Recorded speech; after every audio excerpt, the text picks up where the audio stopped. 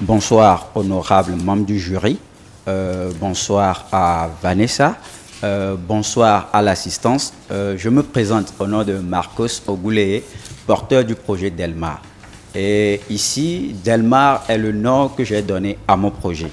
Et donc là, pourquoi ou bien en quoi consiste mon projet?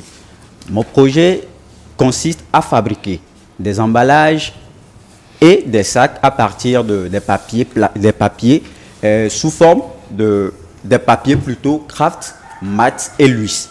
Donc, pourquoi avoir choisi une telle idée pour en faire un projet? Le constat est né de la pollution de l'environnement que nous regardons aujourd'hui. Aujourd'hui, nous avons l'idée à ce que les plastiques que nous utilisions polluent l'environnement et aussi par rapport à nos jeunes entrepreneurs qui sont dans le secteur agroalimentaire. Ils ont un problème d'emballage et de conditionnement de leurs produits. Donc, c'est à partir de cette idée qu'est né le projet Delmar. À travers ce projet, nous avons eu cette chance de pouvoir fixer des objectifs. Et notre premier objectif, c'est de pouvoir pallier à la réduction de la pollution de l'environnement et tout d'abord apporter un plus à ces jeunes entrepreneurs qui sont dans le secteur agroalimentaire. Maintenant, par rapport au projet, nous avons un budget de 2 millions.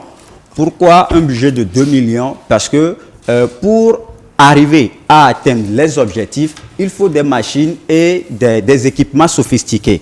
Donc, nous avons besoin d'un budget ou bien nous avons un budget prévisionnel de 2 millions. La durabilité, aujourd'hui, nous avons commencé sous tout peu.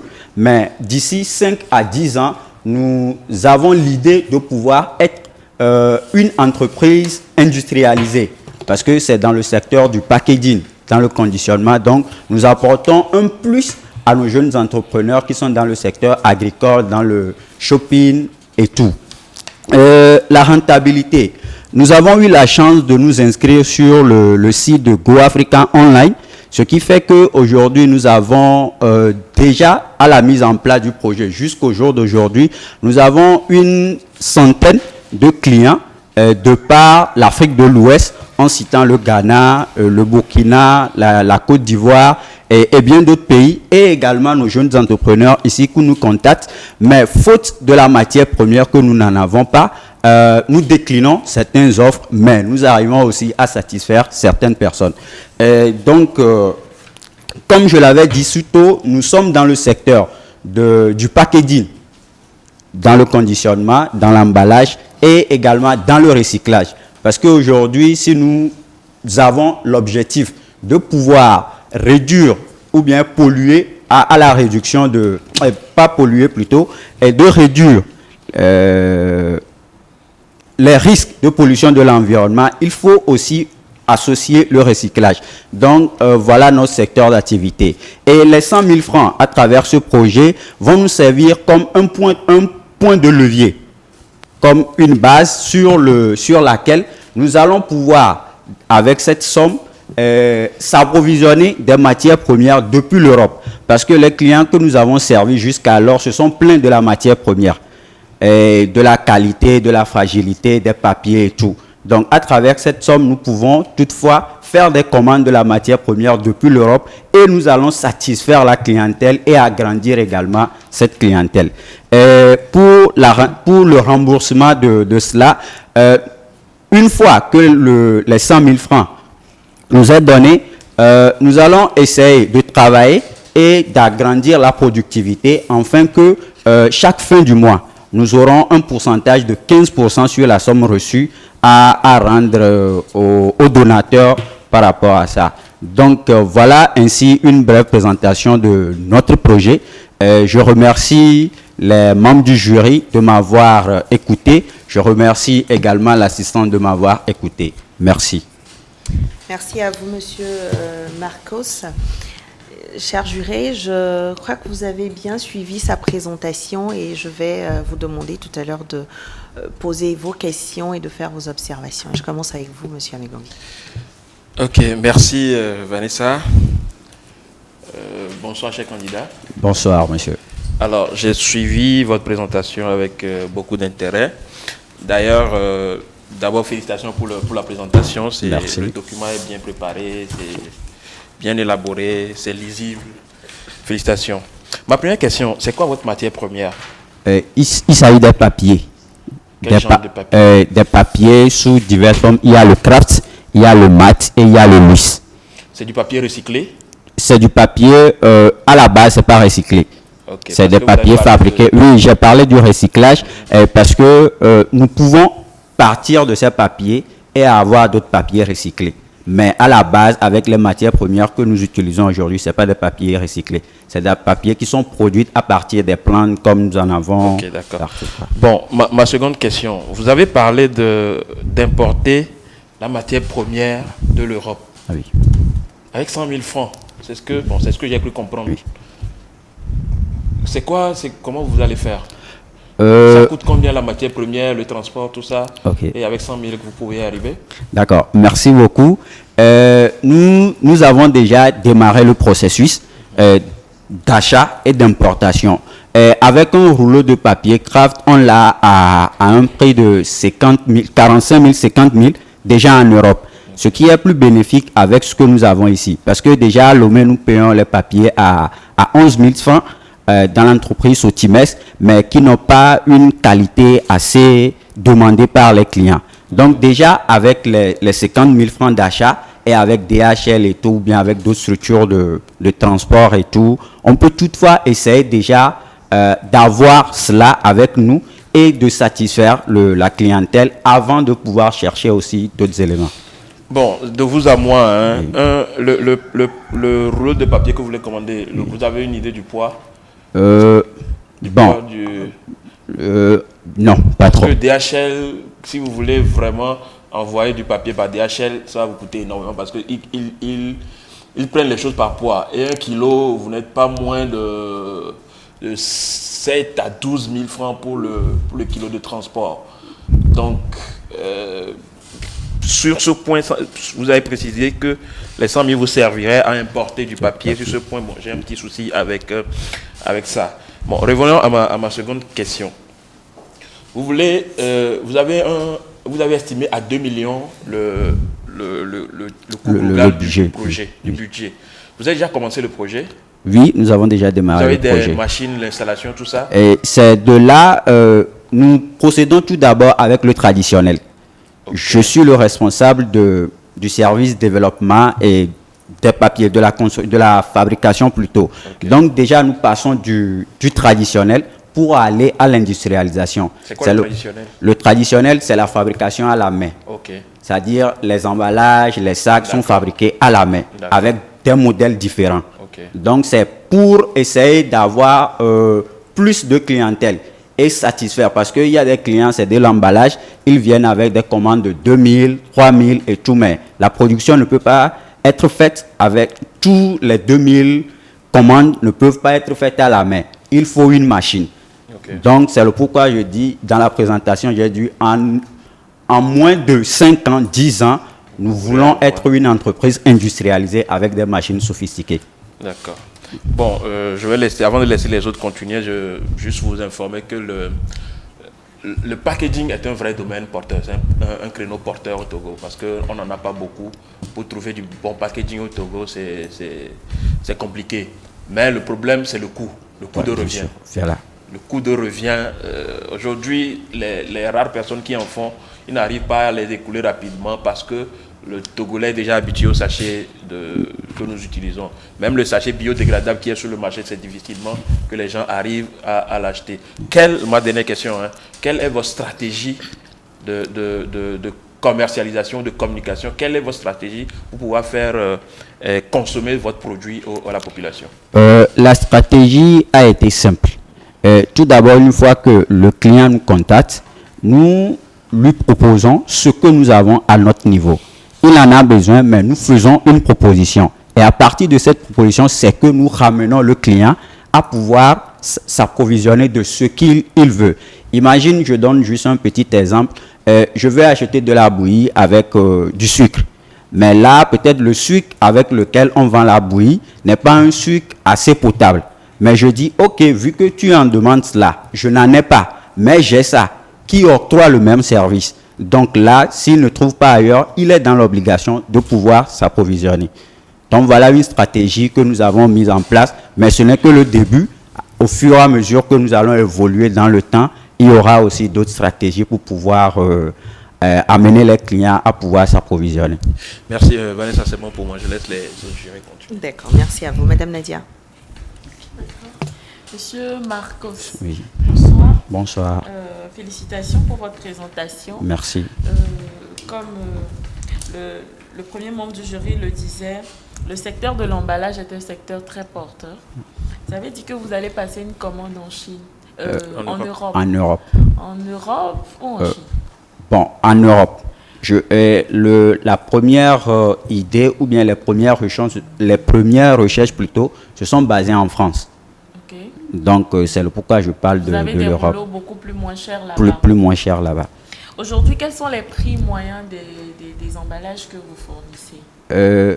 Le prix moyen c'est à 25 francs. L'unité. Parce que tout dépend de la dimension. Et là, mais je peux dire que ça part de 18 francs plutôt à 45 francs. Ok. Tout dépend de la quantité. J'ai vu dans votre présentation des images de Bien sacs sûr, bien sûr. pour les Oui. vêtements là, Oui. avec du craft luxe. Oui. C'est à combien environ? En tout cas pour le modèle que vous avez en photo, c'est à combien l'unité? Pour le modèle, c'est à 200 francs l'unité. Pour le modèle. Mais ça, ce prix, c'est à partir des matières où tout le monde en bénéficie. Nous faisons la fabrication, nous achetons les lacets, mais pour faire le bout sur le sac, c'est de l'entraide au fait. Il y a une autre entreprise qui essaie de produire, ce qui fait que le coût a augmenté, est un peu élevé. Mais si tout se fait à l'interne, le coût de ce sac peut revenir à 100 francs, à 75 francs. Ok. Aujourd'hui, où est-ce que vous en êtes dans votre entreprise ou sur votre projet?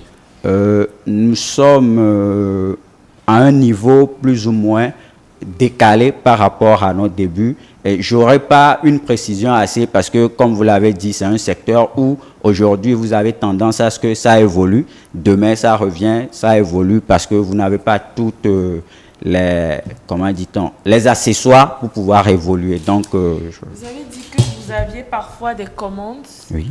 Bon, il y a deux types de problèmes. Vous avez dit que parfois vous avez des commandes que vous n'arrivez pas à exécuter.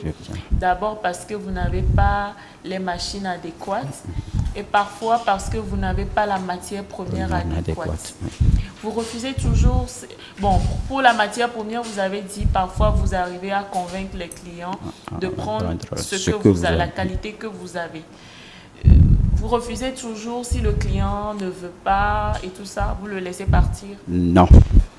Et qu'est-ce qui arrive? Bon, on essaie de discuter, comme sur chaque business, on essaie de toujours mettre le client dans une confiance donnée et lui proposer ce que vous avez. Donc ça devient un système de... Non. Pourquoi pas? Bon, parce que la sous-traitance n'avantage pas celui qui est porteur du projet, parce que si vous faites de la sous-traitance et il va ailleurs et il est satisfait, c'est que tu perds de la clientèle. Mais quand vous le laissez partir, il va toujours ailleurs. Bon, de la sous-traitance, bien sûr, il va ailleurs, mais on essaie de réglementer. Je sais pas... Ce que moi je veux dire, c'est que quand le client passe une commande parce que vous n'avez pas les machines et que vous le laissez partir parce que vous ne pouvez pas satisfaire peut-être 20 000 commandes, alors que vous savez que vous avez un concurrent qui pourrait peut-être produire, pourquoi ne pas faire de la sous-traitance? Le client ne saura pas, peut-être, vous ne gagnez peut-être pas gros, mais vous devenez comme un apporteur d'affaires pour votre concurrent. Dès que vous avez vos machines, parce que votre client ne saura pas que c'est l'autre personne qui a exécuté la commande. Donc, je pense qu'il va falloir travailler un peu sur cet aspect-là également. Oui. Ok, d'accord. Merci. Vous avez dit aussi que vous avez un problème d'expertise dans votre document. Oui. Je n'ai pas compris ce que c'est. Le problème d'expertise, c'est que nous nous sommes auto-formés. Je me suis auto-formé dans la production ou bien dans la conception des emballages et tout. Donc, avec de l'expertise, on pourrait apporter plus d'amélioration à ce que nous faisons. C'est juste pour ne pas se limiter et dire que comme je me suis auto-formé, je connais. Et dire se limiter sur ça. Donc, c'est le pourquoi nous avons énuméré le problème d'expertise. Ok, pour terminer, moi, je voudrais demander qui est M. Marcos et pourquoi avoir choisi ce domaine-là. M. Marcos est un biologiste de formation à l'université. Également, bon, avec plusieurs activités, cinéaste de formation également, enseignant également. Donc, je suis... Vous enseignez quoi? La matière scientifique, plus précisément la SVT, comme j'ai été formé en biologie, au collège et au lycée. Okay. Et bon, je pense que je me suis présenté, s'il vous plaît, la deuxième question auquel Bon, vous avez demandé de se présenter et pourquoi vous avez choisi Ok. J'ai choisi ce domaine-là pour pouvoir rattacher la formation déjà reçue à l'université. Parce que quand aujourd'hui on parle de la biologie, c'est un domaine assez vaste. Et là, j'ai choisi ça pour pouvoir aussi ramener la population africaine à une idéologie de réduction des risques de pollution de l'environnement. Okay. Merci beaucoup, ce sera tout. Merci. Merci à vous, Madame Nadia. Honorable. Je dois dire que quand on parle de micro-projet challenge de 100 000 et qu'on a un budget de 2 millions, nous-mêmes, on commence à se gratter. Comme l'a dit mes prédécesseurs, la question du packaging est un vrai sujet. Comme vous le savez, par exemple, actuellement, nous sommes dans les locaux de la Maison des Paysans, qui fait de la production, de la transformation des produits. Et souvent, le gros problème qui se pose, c'est le packaging.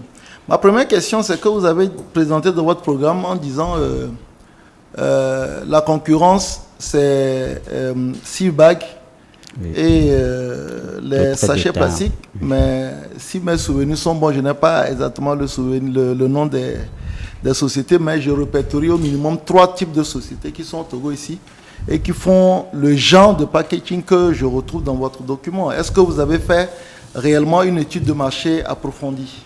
Parce qu'il y a quand même dans la zone portuaire 3 ou 4 personnes qui font du packaging de cette nature-là.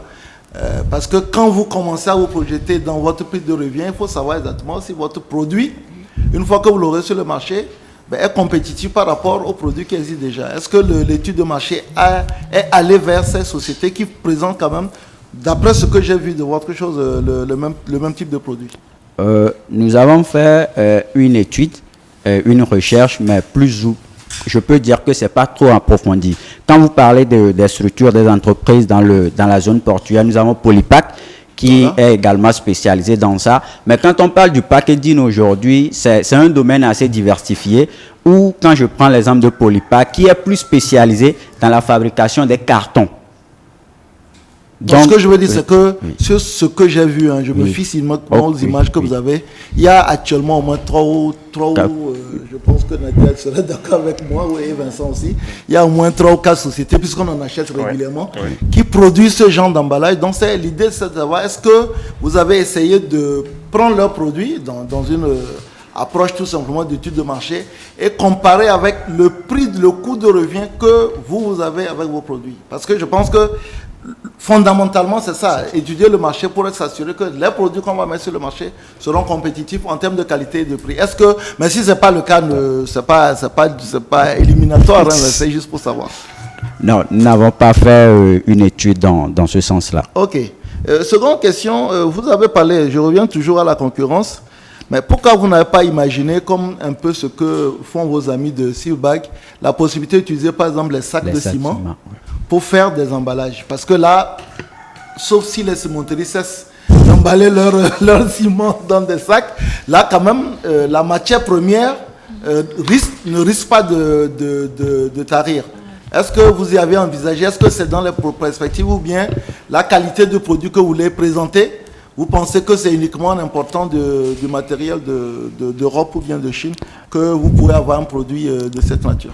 Oui, par rapport à ce que Seabags fait, avec la production d'un sac, ça peut marcher. Ou on met des articles là-dedans. Mais pour un emballage, c'est un peu difficile parce que nous sommes plus assez dans le secteur agroalimentaire. Donc, ce que nous consommons doit être dans un emballage plus ou moins qui reflète de la bio avant de le proposer aux clients. Donc là, on avait eu par le temps proposé à certains clients qui n'ont pas aimé. Donc pour nous, le mieux, si nous avons le matériel adéquat, la matière première adéquate, pourquoi ne pas en acheter et pouvoir satisfaire la clientèle? Ok, bon, moi ça me ravit de constater que vous êtes déjà sur le terrain, que vous travaillez. Actuellement, quel est votre chiffre d'affaires mensuel? Le chiffre d'affaires mensuel, bon, c'est pas un truc. Bon, je n'ai jamais fait le calcul parce que les commandes viennent, comme je l'ai dit dans la proposition, bon, ben je peux dire un truc de 10 000 francs, hein, parce qu'avec le prix des emballages et tout, ou aussi, c'est pas à chaque fois que les commandes viennent et tout, donc ce qui fait que ça, aujourd'hui, c'est en bas, demain, c'est... Ah oui, parce que, vous savez, ça me pose un problème. Si je dois vous passer de l'argent, oui, il faut que je connaisse... Problème, oui. Attendez que je termine. Il faut non seulement que je connaisse votre chiffre d'affaires, il faut que je connaisse votre marge bénéficiaire, pour savoir que, parce que quand on prend 100 000 francs, maintenant à peu près 105 000 francs, divisé par 6, on se retrouve quand même autour de 13 ou 16 000 francs. Ben, il faut que je m'assure que dans votre marge bénéficiaire, vous dégagez suffisamment de marge pour pouvoir rembourser votre crédit. Donc, la première chose, à mon sens, que vous devez pouvoir maîtriser quand vous venez présenter votre projet et produit, c'est votre chiffre d'affaires. Et après votre chiffre d'affaires, votre marge bénéficiaire. Et c'est cette marge bénéficiaire, et puis bon, après on peut aller plus loin en parlant des amortissements et ainsi de suite, puisque vous parlez d'équipement. Mais je pense que le chiffre d'affaires est, à mon sens, que ce soit une entreprise formalisée ou non, le chiffre d'affaires est important pour permettre à ceux qui nous écoutent et puis à ceux qui sont en ligne d'apprécier la fiabilité de votre produit. Parce que là, quand j'ai fini de poser la question sur le chiffre d'affaires, je vais poser la question sur la marge bénéficiaire. Bien sûr. Maintenant, si vous me dites 10 000 francs, parce qu'à la limite, vous présentez un chiffre d'affaires soit mensuel de façon moyenne, ou bien alors vous présentez un chiffre d'affaires annuel. Et maintenant, sur le principe du chiffre d'affaires annuel, vous dites, écoutez, moi je gagne 100 millions, je dis un truc à la con, hein, je gagne 100 millions par an, donc s'il faut diviser par 12, ça me fait à peu près 8 millions, quelque chose comme ça. Mais il est très important qu'on connaisse le chiffre d'affaires et la marge bénéficiaire. Mais là, vous n'avez pas ces chiffres à votre niveau. Pas encore. Bon, pas encore. Bon, si ce n'est pas encore. Actuellement, quelle est la marge moyenne que vous faites sur chaque produit que vous vendez? C'est-à-dire que la différence entre le prix de vente et le prix de revient. Quelle est la marge que vous avez sur chaque produit que vous vendez? En termes de pourcentage, je peux dire 30 à 41. Mon frère, tu veux venir m'installer dans votre commerce là parce que si je peux gagner 40%. Oui, pourquoi je le dis ainsi? Parce que déjà, quand j'avais parlé de la matière première que nous payons à Sotimes, le prix est un peu loin, mais nous avons assez de papier. Et pour faire un emballage, il faut le découpage. Donc, quand je prends un papier qui se vend à un prix unitaire de 50 francs, je peux en produire au moins, tout dépend de la dimension. Je peux en produire 6 pour un papier qui coûte 50 francs. Je peux en produire 5 emballages là-dedans. Donc, vous voyez déjà que si on fait les calculs et tout, on gagne plus sur la production, en fait, quoi. Ok, bon, comme on est en train de passer allègrement le temps, je pense que quand vous venez pour des présentations de cette nature, venez avec vos produits. Oui. C'est un élément qui permet d'avoir une idée sur ce que vous faites, surtout si vous l'avez déjà fait. Donc venez avec vos produits. C'est vrai que vous en avez présenté dans votre catalogue, mais chacun peut prendre une image quelconque quelque part pour mettre dans le catalogue. Venez avec vos produits. Et puis, je ne peux plus demander combien de produits vous vendez par mois, puisque vous n'avez pas une idée de votre chiffre d'affaires. Je pense que c'est des éléments qui sont très importants. Quand on présente un projet, il faut avoir une idée, même si vous le présentez de façon brute, il faut avoir une idée du chiffre d'affaires, du nombre de produits qu'on vend, de la marge bénéficiaire, parce que c'est ce qui permet aux financiers de savoir si vous êtes solvable ou pas. Donc voilà, je n'ai pas autre chose à dire. Je pense que je ramène la parole à Vanessa. D'accord, merci honorable. Je vais continuer en même temps avec vous en demandant si vous votez oui ou non pour le projet de M. Marcos. Madame Nadia? Et je pense que nous tous, on va faire sortir nos papiers en même temps. Et puis, Madame Nadia? Ce sera un oui d'encouragement. D'accord. Un oui pour M. Amegovi, un oui pour Madame Nadia et un non. Et un non pour l'honorable. Donc, ça vous fait 2 oui, ce qui fait que vous ne partirez pas à la fin de ce live quand même avec le financement, mais vous avez la possibilité donc d'aller retravailler votre projet et de revenir le présenter. D'accord. demander Merci. à chaque membre de jury d'expliquer son... Et D'accord. quand ils sont en train de... Quel interne partir, quoi. D'accord. Vous pouvez retourner à votre place Ok, pendant d'accord. que Merci. chaque juré explique quand même le pourquoi de son vote. Ok, moi j'ai donné un oui au monsieur parce que le projet est un projet porteur. C'est un projet qui, s'il le maîtrise bien, s'il arrive à maîtriser tous les contours, il peut se faire beaucoup d'argent dedans. Donc c'était un oui pour qu'il arrive à bien, pour ne pas qu'il arrête, pour pouvoir continuer s'il arrivait à avoir le financement quand il reviendra. Pour moi aussi, c'était un oui d'encouragement, parce qu'il est clair que c'est un secteur porteur, mais il a besoin d'accompagnement, en fait. Et je crois que c'est pour ça que ce genre d'initiative existe. Il pourra retravailler son projet, approcher même les initiateurs pour pouvoir améliorer l'idée. Et je crois qu'il s'en sortira très bien. Oui, bon, comme vous l'avez sans doute deviné dans ma question, il est évident qu'il est difficile d'accompagner un projet si on ne peut pas avoir une idée du chiffre d'affaires, si on ne peut pas avoir une idée de la marge bénéficiaire. C'est extrêmement difficile dans ce cas-là, parce que le travail que nous faisons ici est aussi un travail pédagogique. Nous ne pouvons pas nous permettre de dire, OK, c'est un bon projet. Moi, comme je l'ai dit, moi, je suis dans le domaine où nous recherchons des emballages. C'est difficile à en trouver. C'est un très bon projet. Je pense même que la valeur de l'argent qu'il faut immobiliser est plus importante.